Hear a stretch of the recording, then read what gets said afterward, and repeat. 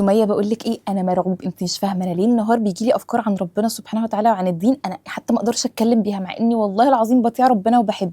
هقول لك مبروك يا صديقي، ده بالظبط صريح الإيمان، ومعناها إن أنت شخص خالص جدا. ده مش كلامي، ده كلام النبي صلى الله عليه وسلم لما بعض الصحابة راحوا له وقالوا له يعني بقى معناها نجد في أنفسنا حاجات يعظم علينا التكلم بها، ما نقدرش نتكلم بيها من كتر ما هي وساوس صعبة جدا. النبي صلى الله عليه وسلم رد وقال لهم أوجدتموه وانتوا لقيتوا الوساوس دي اللي بإيمانكم العالي انتوا حتى مش قادرين تتكلموا بيها؟ قالوا نعم. قال ذاك صريح الإيمان. ده بالظبط الإيمان، انت مش قادر تتكلم وخايف من كتر ما انت بتحب ربنا سبحانه وتعالى، فحتى مش قادر تستحمل أفكار. ابن عباس لما كان بيسأل عن الوساوس اللي بتيجي دي بيقول الحمد لله الذي رد كيده إلى الوسوسة. الشيطان ما عرفش يعمل معاك أي حاجة غير إن هو يوسوس لك. أصل يعني تعالى كده بالعقل، هو الشيطان هيروح للعاصي؟ لا، هيجي للطائع. زي كده الحرامي بيروح للبيت العمران، مش هيروح لبيت فاضي. فبالتالي اطمن، النبي صلى الله عليه وسلم بيبشرك ويقول لك ذاك صريح الإيمان.